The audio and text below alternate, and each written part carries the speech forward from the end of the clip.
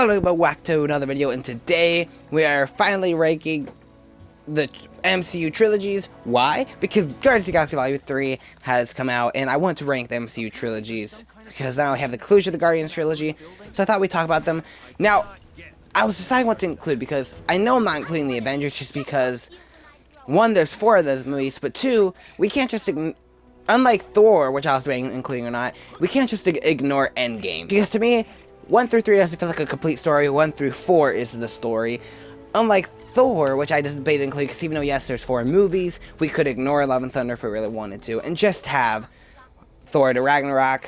So, I think I'm just going to briefly touch over it, because last place would be the Thor Trilogy, Thor Dark World, and Thor Ragnarok, just because of the fact that it has, like, one good movie. Okay, I guess that's kind of harsh. The first film is okay. Thor for 2011 is okay. Thor the Dark World is kind of boring, if I'm being completely honest. And then Thor Ragnarok is a lot of fun. It's not like the greatest, one of the best MCU movies ever, but it's a whole lot of fun. It's really funny and enjoyable. But it's not like the greatest thing ever, and it doesn't even feel like a trilogy. The movies feel like 1 and 2, despite the fact that they're okay. Well, one's okay and one's meh, that kind of, you know, boring. And the third one's good, like, and it's like a complete tone shift and everything like that, like, I don't know. So that would be in last place. So, but now let's get into the actual trilogies, shall we? I'm gonna be completely honest with you, when it came to the actual trilogies, it was actually surprisingly hard. So, here we go, with number 5, the bottom of the trilogies, without Thor at least, is honestly probably the most controversial thing I think I'm going to say, because at number 5 I have the Iron Man trilogy. Alright, so I know a lot of people are probably furious right now, probably in the comments be like, you're the biggest idiot on the planet. How do you have an Iron Man trilogy at the bottom? You wanna know why? Because out of 3 movies, 1 of them is great and the other 2 are meh. Iron Man 1 is one of the best MCU movies. It's not only to kickstart the MCU, it also just has a great story, great characters, great character development, a tone that's like a great tone too, that balanced comedy and drama. It was just really enjoyable, and it's great. Top 10 MCU. But then we get to Iron Man 2, which is just so many storylines, so much of an Avengers setup, while also trying and kind of failing, in my opinion, of doing the Demon in a Bottle storyline, which they had to choose. They should have picked one. Either do that storyline, or do an Avengers setup. Now there are some great action scenes in it. Seeing War Machine finally join in the mix was fun. We were introduced to Black Widow, which is great, but Justin Hammer was an enjoyable villain, and Whiplash was completely wasted as a villain. So, like, this is one of those movies that I never rewatch on its own. I never go back to it by itself, and I barely ever rewatch the Iron Man trilogy as a whole. I only ever rewatch Iron Man 1. Now, when I do rewatch Iron Man 2, I still enjoy it for the most part, but still, it's just like, eh. And then Iron Man 3 too. I know there's a lot of people who love Iron Man 3, and okay, you can love it. That's awesome. I think it's meh. Some good action. It is a pretty good story, actually. But I don't know. It's just, I love that set at Christmas, but I don't know. It's just something about, maybe it's the fact that he's on the Iron Man suit enough. Even though I get the whole point of the story is that Iron Man isn't the suit. It's Tony Stark. But you know, you know. And on the bright side, this does feel like a Shane Black movie, and it feels like a pretty good conclusion to his story. Except they completely ignore it when we get to Age of Ultron. So yeah, the only reason why this is at the bottom is because when it comes to this trilogy, if I was, how many movies would I rewatch on their own? 1 out of 3. The rest are at least 2 out of 3 or 3 out of 3. So yeah, that's the only reason why it's at the bottom. Even I feel kind of bad because, like I said, Iron Man 1 is honestly better than a lot of the movies in any of these trilogies. But because of the fact that I'm ranking a trilogy and not the movies, it's gotta be at the bottom because because 2 and 3 really weigh it down, in my personal opinion. Getting that controversial pick out of the way, let's do another controversial pick, because at number 4, I got the Ant-Man trilogy. Now, this is probably going to have people angry. How do you have the Ant-Man trilogy over the Iron Man trilogy? Because Ant-Man and Ant-Man the Wasp, because I'd much rather watch Ant-Man and Ant-Man the Wasp over Iron Man 2 and Iron Man 3. Now, yes, I would rather... I think Iron Man is better than all the movies in this trilogy, that first film, but I still prefer Ant-Man and Ant-Man the Wasp over Iron Man 2 and 3.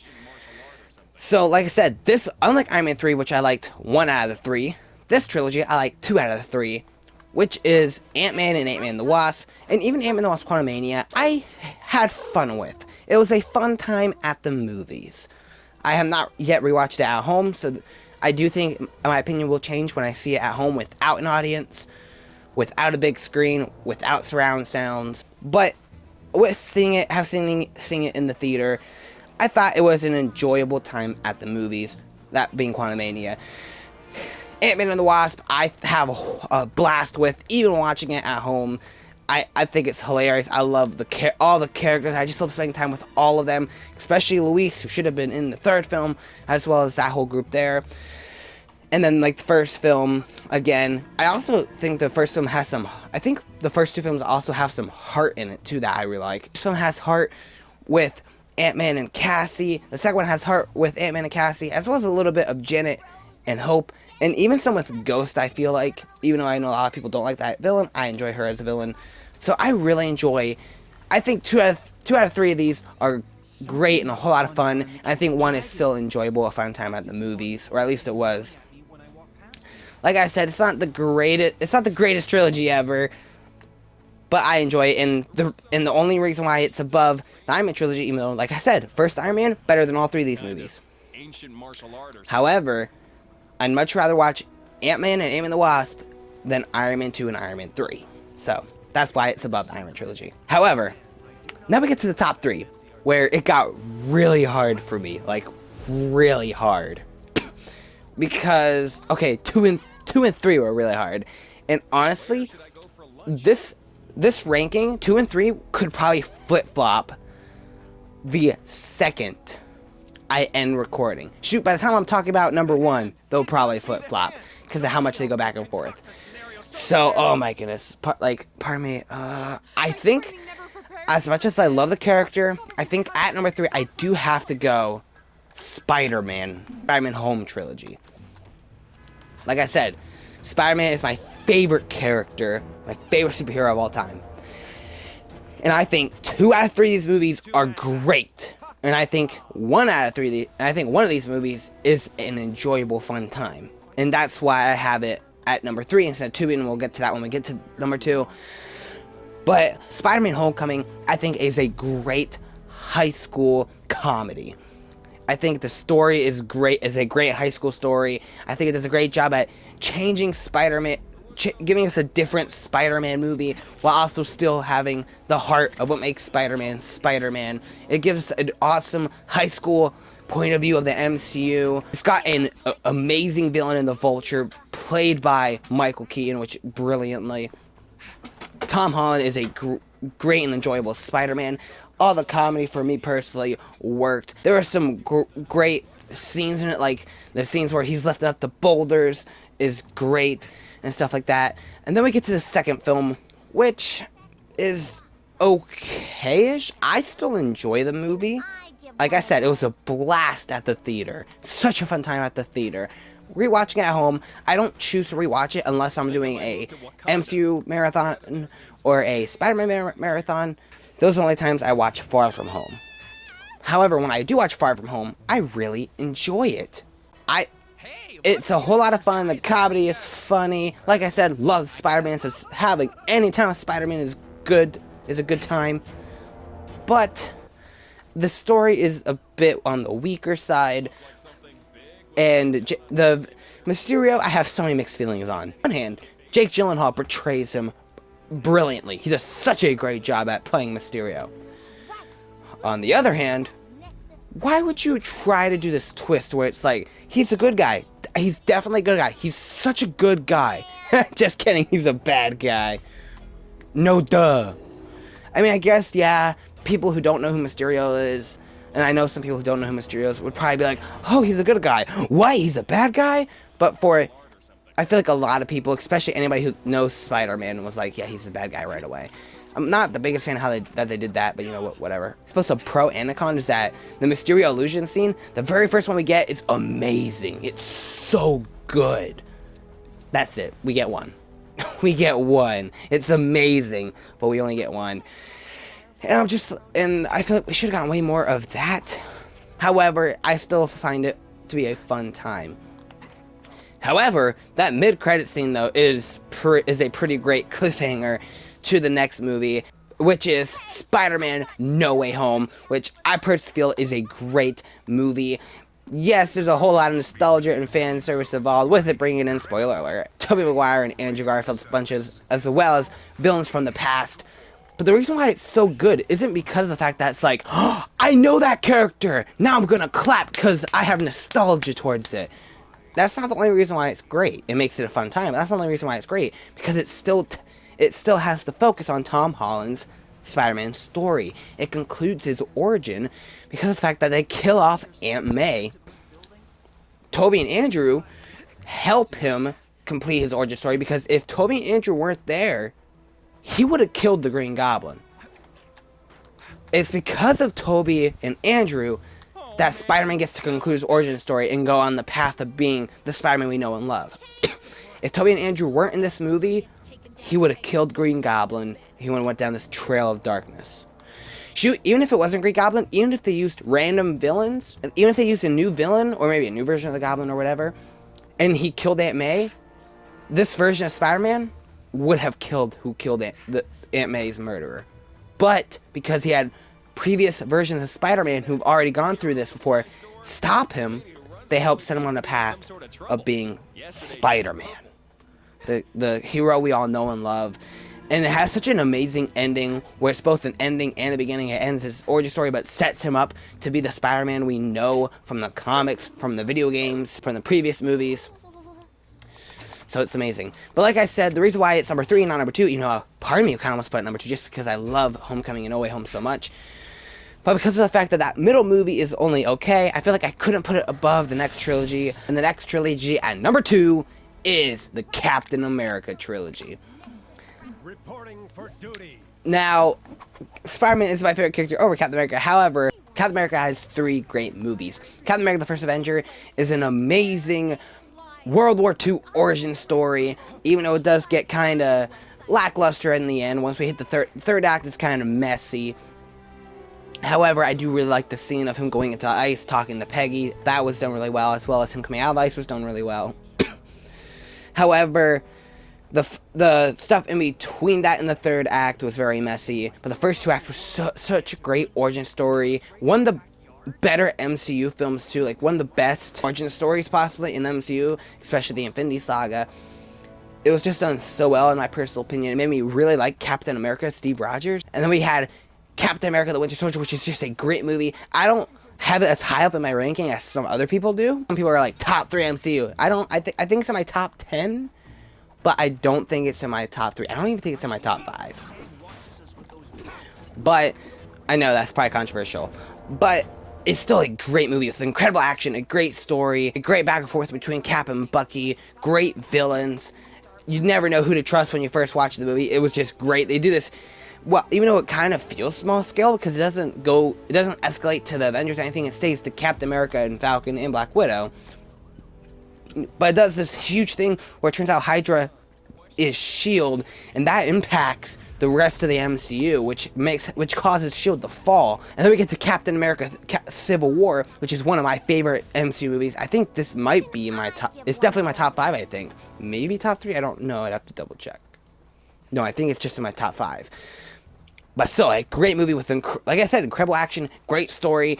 It's kind of like Spider-Man No Way Home in a way, where it kind of is an Avengers movie, but it still sticks to its story being Captain America focused. Like how I said with No Way Home, yes, it's this huge thing with Tobey and Andrew, but it's still Tom Holland focused. Same thing with this movie. It's kind of like an Avengers movie, but it's still Captain America focused. It's the story with him and Bucky going on there's so much conflict. This has a huge impact by splitting up the Avengers, breaking up the Avengers, so Thanos is able to win easier in Infinity War. All the comedy for me personally hit. It was such a great experience in the theater.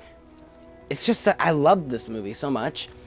It had a great introduction to Spider-Man, a great introduction to Black Panther, while continuing the story arcs of the characters we already know. I just think that it's done so greatly.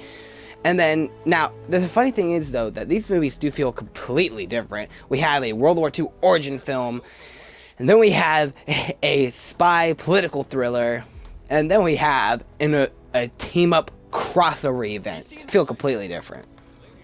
But each one of them is still great. And that's why I have it at number 2, because of the fact that I actually like rewatching all 3 of these, even by themselves. And even if I want to watch a trilogy, this is one of the ones where I'd be like, oh, actually, yeah, I'll rewatch the whole trilogy, because I like all 3 of those movies. However, there's a trilogy I have above this one, and it was actually really easy for me to do this, and that is none other than the Guardians of the Galaxy trilogy.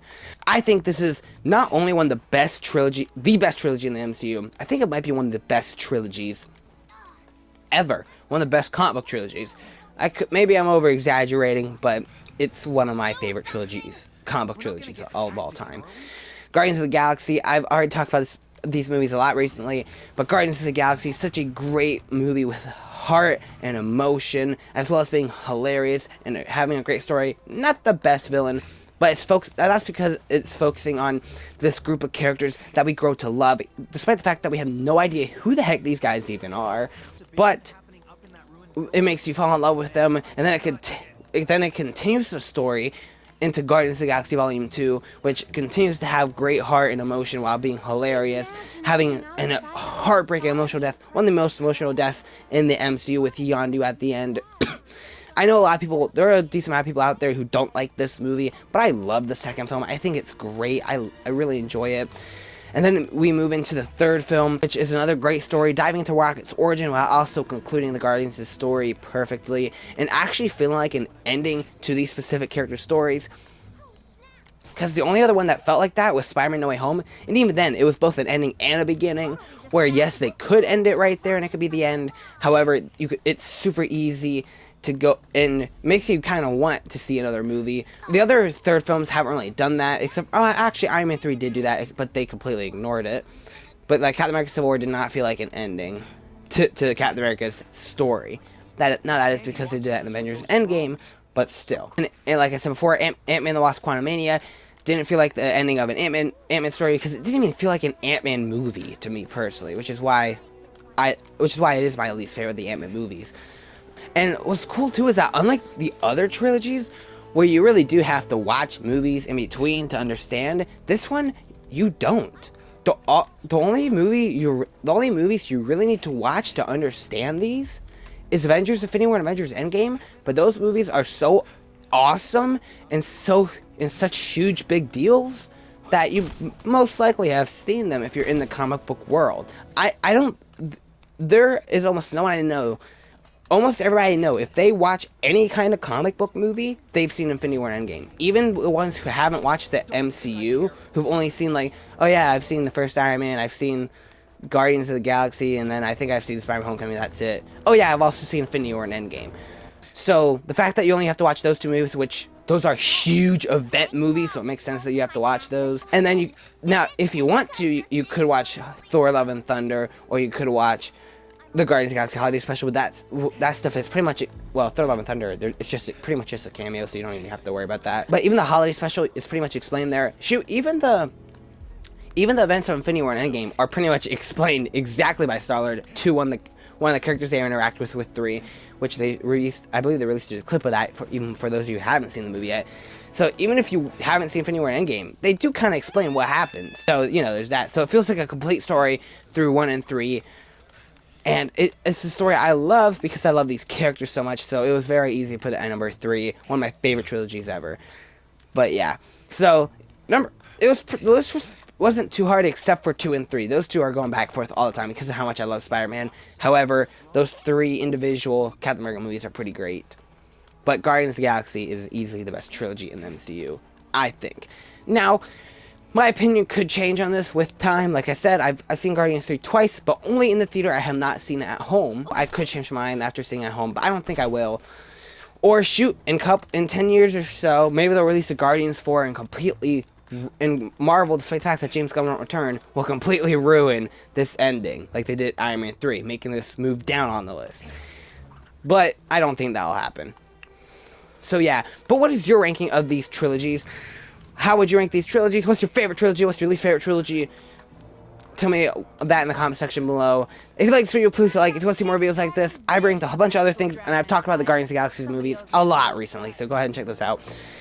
Hit the notification bell so you know when I post, and yeah, thank you so much for taking time to watch, and hope to see you guys in the next video. Bye.